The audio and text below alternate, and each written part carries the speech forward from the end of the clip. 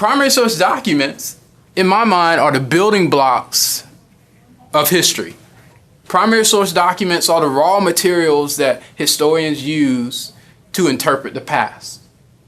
So they are original sources from the time period, created during a time period under study.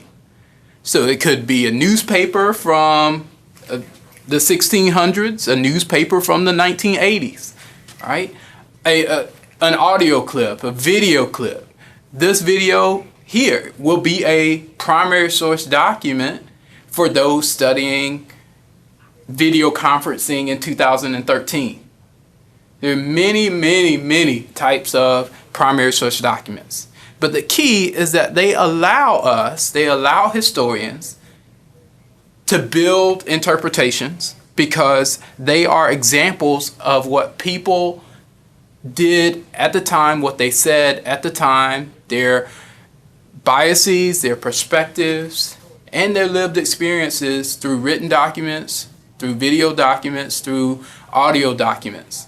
So primary sources are going to be very important to our class for African American Studies, especially when we consider that African American culture and African American history for a long time was an oral-based culture, was a culture where the history was not written down, but was spoken and passed on via the spoken word. So when we talk about analyzing primary source documents, we will, at times in this class, analyze things that are spoken, right? And what do they tell us about a historical time period?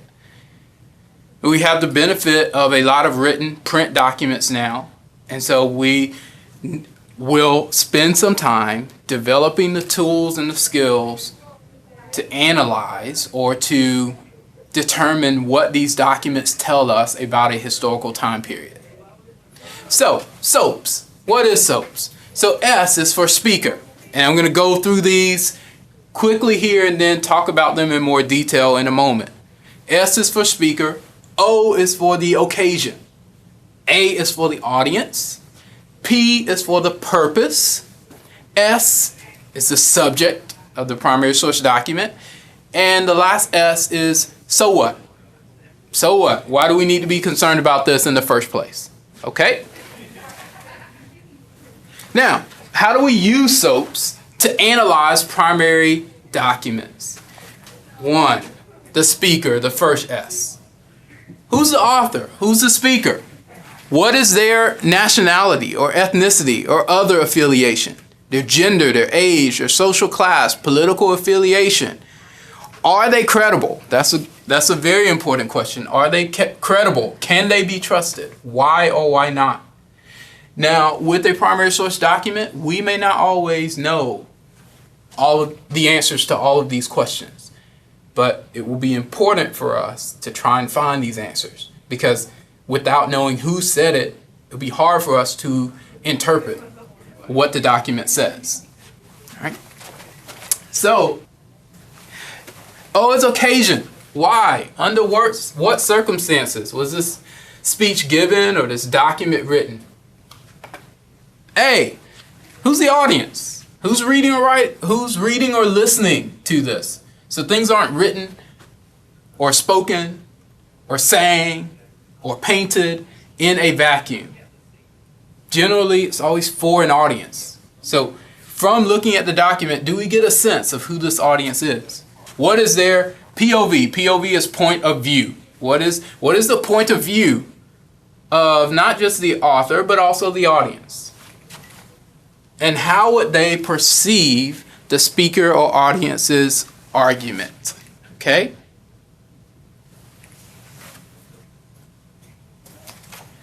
Purpose. What's the author's central claim? What's their argument? What do they hope to accomplish in all of this? What is the purpose? Why was the document written? The next S, subject.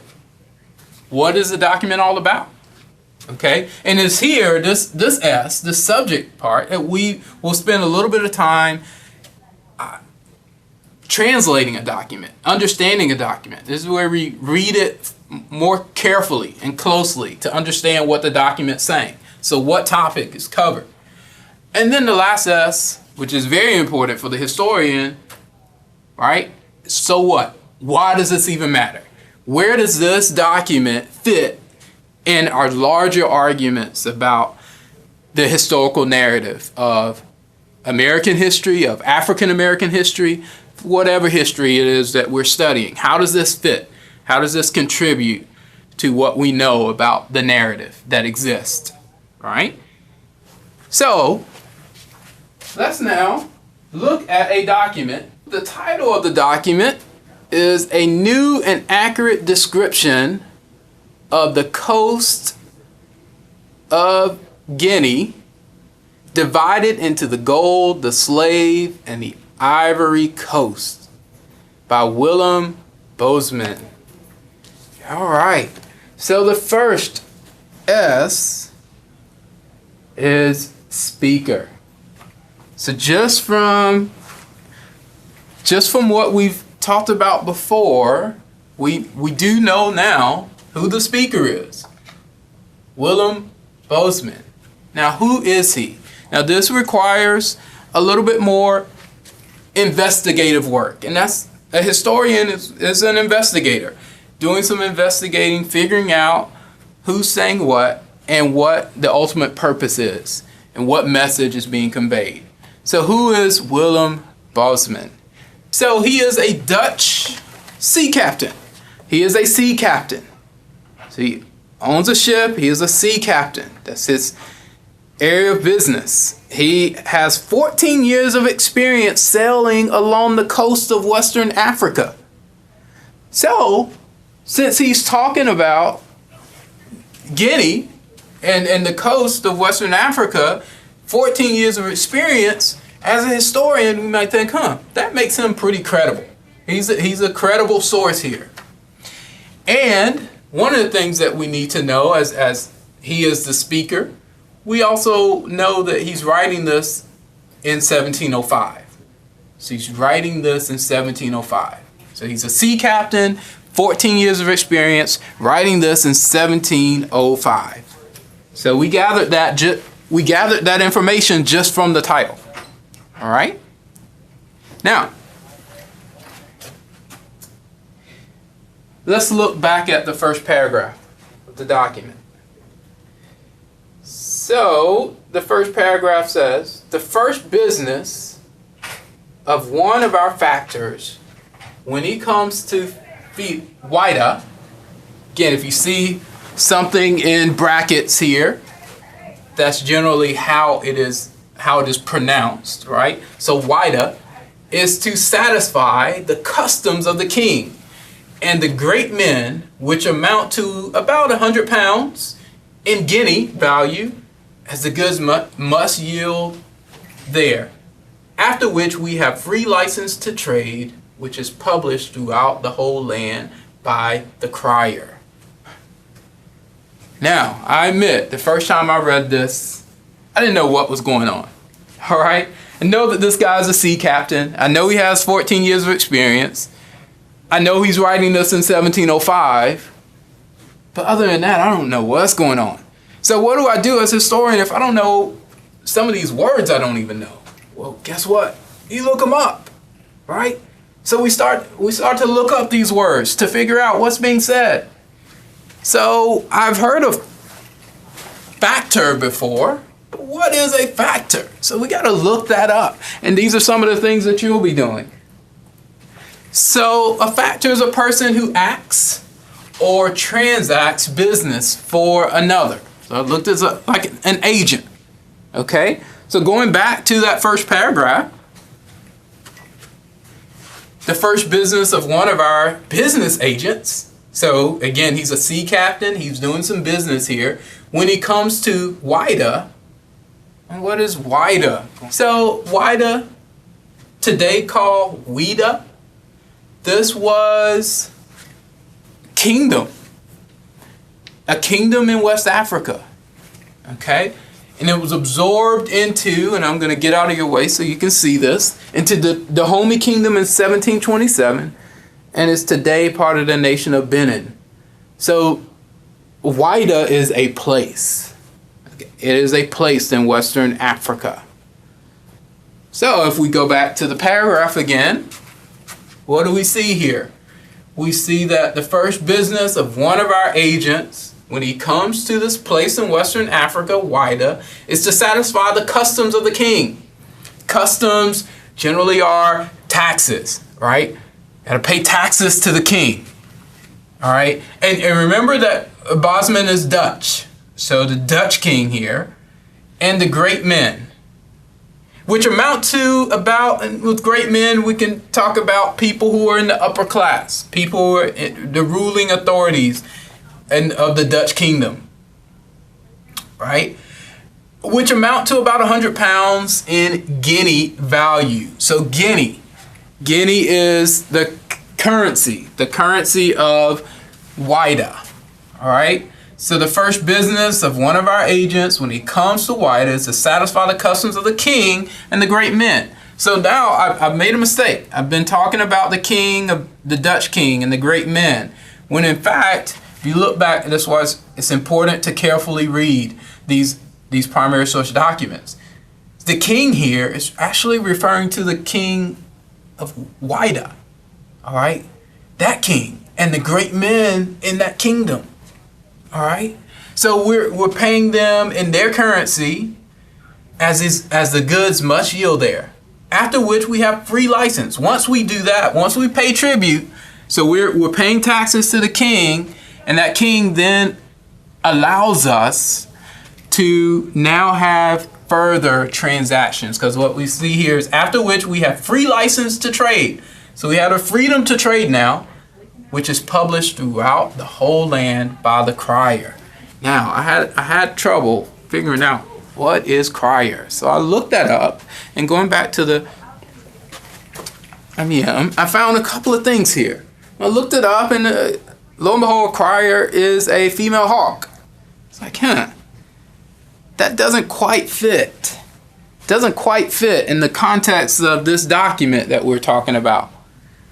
Well, I've also heard of a town crier, someone who speaks out, publishes news, and we know that from this document, this free license to trade is published throughout the whole land by the crier. So perhaps the crier is the person who gets news out, who spreads news out.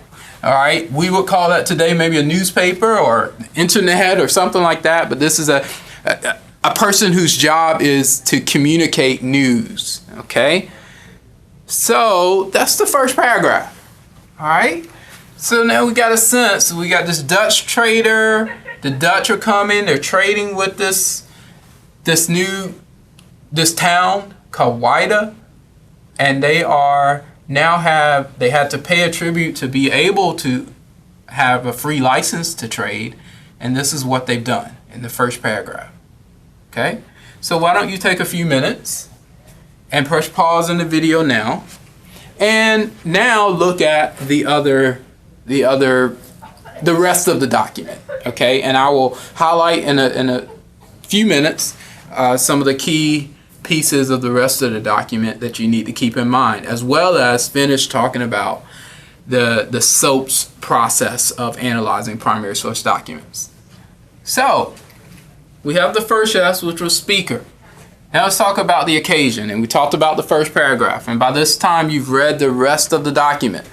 So the occasion is a description of the slave trade around 1700. So Bosman is writing about the slave trade around 1700.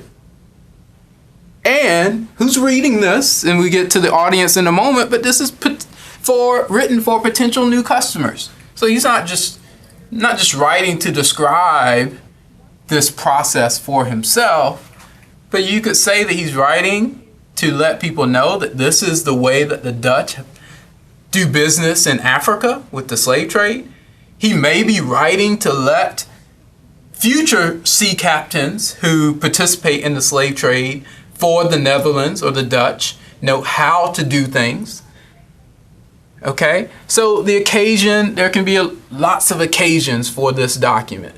And these are things that we can extrapolate from what we see there in the primary source document. Audience. So, like we mentioned in the occasion, the audience could be potential new customers. New customers of Bosman, as he's a sea captain. One of his interests would be, I have these enslaved people on board. I need to sell them when I get to my area of destination. Listen to us. Listen to how well we treat these enslaved people. Maybe you want to buy from us. Okay? So people may become very interested in the products of Bosman's business through his writing. So there's a lot of self-interest there. Okay? Now, one of the things to keep in mind is the context. Again, this is not one of the letters, but here we're talking about Guinea. So we're talking about this area here on the western coast of Africa. On the western coast of Africa. So that's important to keep in mind. And now what I'd like to do is look at one more paragraph in the document, and then I'll close with the remaining part of the SOAP's process for looking at primary source documents. So let's look at this paragraph, all right? And I'll read that as you read along with me. You would really wonder to see how these slaves live on board. For their number sometimes amounts to 600 or 700, yet by the careful management of our masters of ships, they are so regulated that it seems incredible. And in this particular, our nation exceeds all other Europeans. For as the French, Portuguese, and English slave ships are always foul and stinking, on the contrary, ours are for the most part clean and neat. And I think here we see very clearly the purpose of this document, why Bosman is writing this, the audience that he wants to attract. Again, he's saying, hey, look, we're all in the slave trading business together. We do things much better than the English and the Spanish. Yes, things are bad. Things are bad, but we at least have clean ships. They're neat. And again, if you've read the rest of the document, it even talks about treating the enslaved people fairly humanely. As we see here, the slaves are fed 3 times a day. Okay? Much better than they eat in their own country. All right? So he's being persuasive here, trying to describe why the Dutch, if you're interested in enslaved labor, you should always think of the Dutch first. Not the English, not the Portuguese, not the Spanish, not the French, but the Dutch. This is a businessman trying to sell his sea captain business of slave trading. Okay? Other contextual things. This is an image, and if reading the document, it'll talk about the enslaved people being packed in very tightly, being naked as they're packed in, again, very inhumane conditions. And even the statement that said that they're fed 3 times a day, better than they eat in their own country. Again, that's a statement assuming that the Africans were backwards, that they did not eat well, that they did not have good things when they were in Africa, not enslaved. Again, so keep in mind the undercurrent of the time, right? But also the undercurrent of racial thoughts of superiority of the Europeans, of this Dutch man, and the thoughts of inferiority of the Africans. Okay, so they're tightly packed in, and this document written by Bosman kind of describes the tight packing aboard these slave ships, just like the one that Bosman is the captain of, taking enslaved people from Africa to the New World. All right. So as we close, we're going to talk about this the last two S's. So subject, the topic covered here, after reading this entire document, is clearly the slave trade. Okay? Clearly the slave trade. And if you have not read the entire document, I'd like for you to press pause now and take a few minutes to read it in its entirety. So, the last S. So what? What is the significance? Why is this document even important? And here, it's your turn. I'd like for you to think about this. Look at the document again closely. Think about what this document says to us about this time period. Think about what it says to us about racial ideas, racial ideology. What does it say about thoughts of racial superiority or racial inferiority? What does this document say about the conditions of the enslaved people during the slave trade? What does it say about thoughts of humanity or inhumanity when we're thinking about the slave trade, the people, the slave traders, right? Was profit their main motive, or were they thinking about the humanity of the enslaved people? So, as you finish looking at the document, I'd like for you to write an answer to this question. It's a very general question, broad question, but so what? So what? After you spend maybe about 10, 15 minutes writing that answer, I'd like for you to give it to your facilitator. Thank you and see you next time.